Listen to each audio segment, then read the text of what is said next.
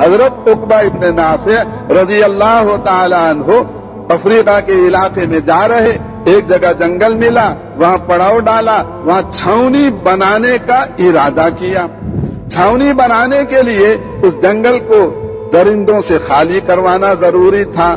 جب چھاؤنی بنانے کا فیصلہ کیا تو علاقے والے لوگ آئے اور کہنے لگے کہ آپ اس جنگل سے واقف نہیں ہیں، اس میں اتنے تو شیر ہیں، اتنے چیتے، اتنے بھیڑیے، اتنے سانپ اور اتنے فلاں چیز، اتنی فلاں چیز، اور آپ کو ان کا شکار کرنا بھی نہیں آتا۔ اگر ان کو آپ شکار کریں گے اور جنگل سے نکالیں گے اور ان کو قتل کریں گے تو برس برس لگ جائیں گے اور آپ کے کتنے آدمی ختم ہو جائیں گے اور جنگلی جانوروں کا ہاتھوں مارے جائیں گے، لہذا آپ اپنا فیصلہ بدل لو۔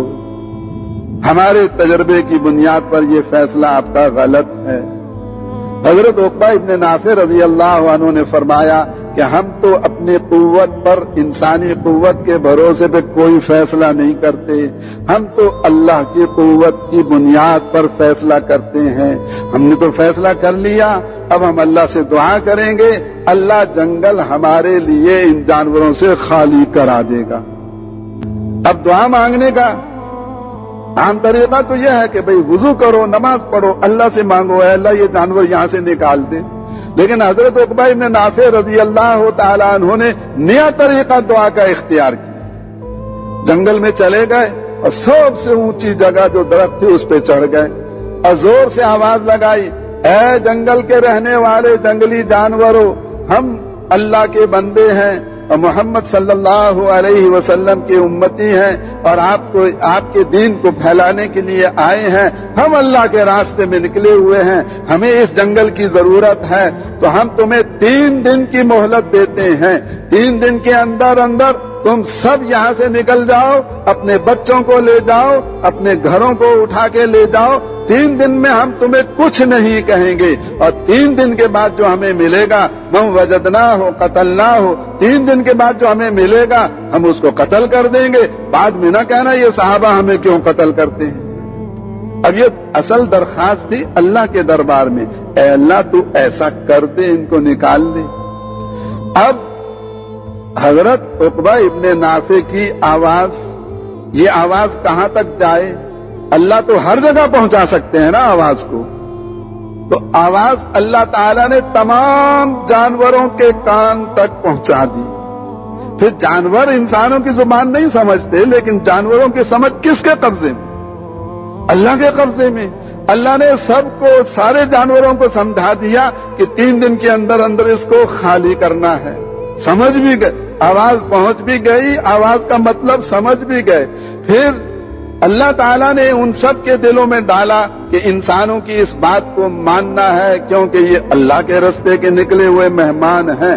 بس اب شیر بھی اپنے بچے لے کے جا رہا ہے، بھیڑیا بھی جا رہا ہے، چیتا بھی جا رہا ہے، اور لومڑی بھی جا رہی ہے، جتنے سانپ ہیں وہ بھی جا رہے ہیں، بچھو بھی جا رہے ہیں، سارے جنگلی جانوروں نے 3 دن کے اندر جنگل خالی کر دیا، ایک بھی جانور باقی نہیں بچا۔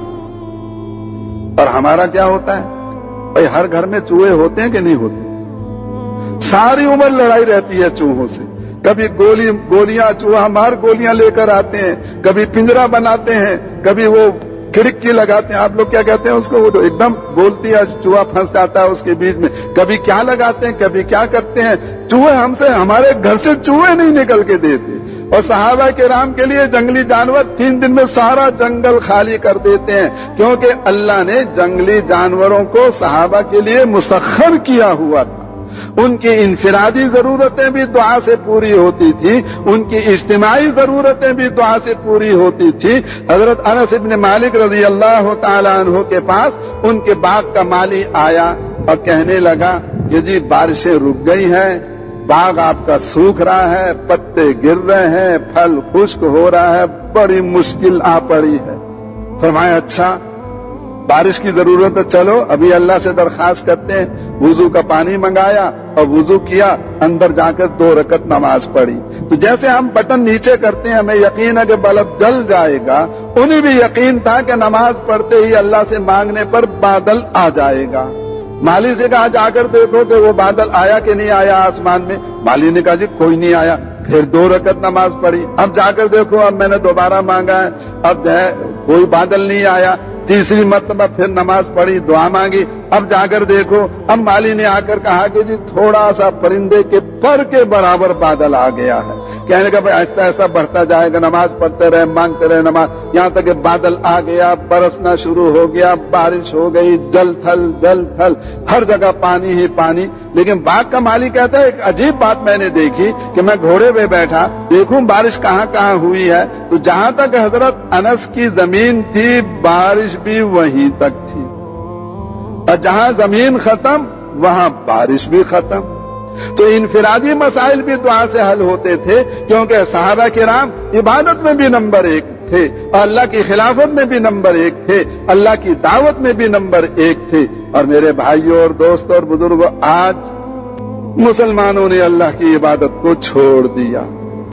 1.25 करोड़ का शहर है, कितने होंगे नमाजी भाई? 5%, 10% कितने होंगे? नमाजी ज्यादा है, बेनमाज ज्यादा है? ये बेनमाज 60%, 70%, 80%, 10-15% होंगे जो नमाज पढ़ने वाले। कोई मस्जिद कराची में ऐसी, एक मुफ्ती साहब कराची की तशरीफ लाए थे और बातें होती रही, मैंने कहा जी कोई कराची में ऐसी मस्जिद भी है जहां 100% महल्ला नमाजी हो? जी भाई ऐसी मस्जिद तो कोई भी नहीं कराची में। तो मैंने कहा जब ज्यादा तादाद बेनमाजियों की और थोड़ी तादाद नमाज वालों की, तो बेनमाजियों की नहूसत तो ज्यादा हुई, सारे महल्ले नहूसत वाले हो गए। और आज मुसलमानों ने इबादत को जैसे छोड़ा, अल्लाह से लेने वाले रही नहीं, तो नतीजा क्या निकला? अल्लाह की खिलाफत को भी छोड़ दिया। आज मुसलमान सांप और बिच्छू बने हुए, भेड़िया और चीता बने हुए, हर एक दूसरे को खाने को दौड़ता है, हर एक दूसरे पे हमलावर होता है, दूसरे की मजबूरी से नाजायज फायदे उठाते हैं, और एक दूसरे का माल लूटते हैं, और एक दूसरे की इज्जतें गिराते हैं। आज दोज़ख वाला माहौल है, जन्नत वाला माहौल नहीं है। आज मुसलमानों ने अल्लाह की दावत को भी छोड़ दिया, अल्लाह की दावत को भी छोड़ दिया। दावत में भी सिफर हो गए, और इबादत में भी सिफर हो गए, और खिलाफत खुदावंदी में भी सिफर हो गए। इन 3 मकसदों के लिए अल्लाह ने इस उम्मत को बनाया था।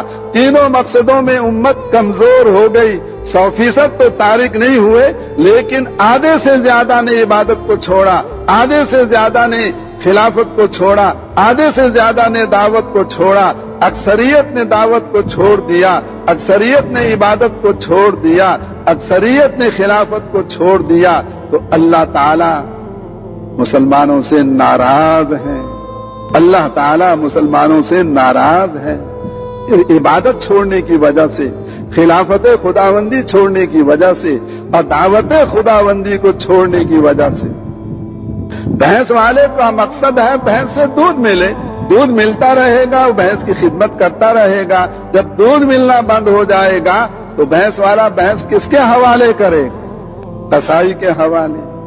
जब मुसलमानों पे बरस हा बरस गुजर गए, इबादत को छोड़े हुए, खिलाफत को छोड़े हुए, दावत को छोड़े हुए, जिन बड़े मकसदों के लिए अल्लाह ने इस उम्मत को बनाया था, जब वो सारे मकसद फौत हो गए, तो आज अल्लाह ने नाराज होकर मुसलमानों को कसाईयों के हवाले किया हुआ है, जो उनका खून बहाते हैं, इनके टुकड़े करते हैं, इनके मुल्कों पर कब्जा करते हैं, और इनका माल लूटते हैं, और इनको तहतेक करते हैं। और मुसलमान आज बेबस बेकस बने हुए हैं, और कोई इनकी सुनने वाला नहीं,